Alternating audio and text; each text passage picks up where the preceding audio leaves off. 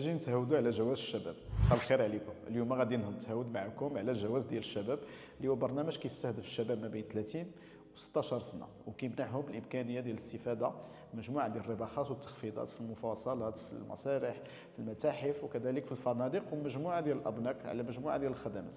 هذا الجواز ديال الشباب لقات وزاره الشباب والثقافه والتواصل وبدا في الاول في الرباط وسلا كمرحله تجريبيه، واليوم بالتعاون مع الوزاره ومجموعه ديال الفاعلين في القطاع الخاص والعام بالصدد ديال انها تعمموا على جميع الجهات والاقاليم ديال المملكه. بخلاصه هذا الجواز في الحقيقه كاين ومعمول به في مجموعه ديال الدول الاوروبيه، وهي مبادره معتبره في البلاد ديالنا باش الشباب المغربي يقدر يعيش ويقرا ويتثقف ويعرف الموروث والجغرافيا والتاريخ ديال بلاده، وفي نفس الوقت يتخفف من الاعباء الماليه اللي عليه وعلى والديه، ويسهل كذلك الاندماج ديالهم في المجتمع باش هذه الديناميه تعطيهم تجارب اوسع وثقه اكبر في الذوات ديالهم، باش كتساعدهم كذلك باش ينخرطوا في سوق العمل مرونه اكبر، خصوصا انه كيسمح كذلك بالتسجيل في مجموعه كبيره ديال التكوينات والتدارب.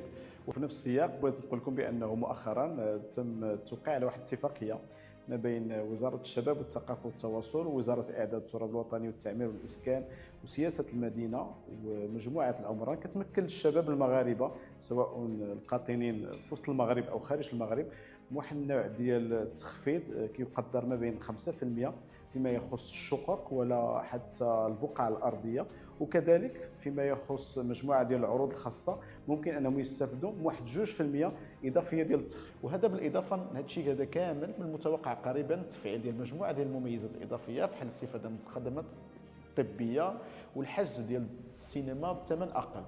وباش نستافدوا من هذا الشيء هذا كامل يمكن الواحد يتيليشارجي هاد لابليكاسيون في البلاي ستور ولا في الاب ستور وكتسجل تما وكتبع واحد الفيديو كيشرح لك كيفاش تكري الحساب ديالك وكيفاش كيتم التفعيل ديالو من بعد ما كتدخل البطاقه الوطنيه والصوره ديالك. لتحت غادي نخلي لكم اللينك ديال موقع جواز الشباب. تبقاو على خير.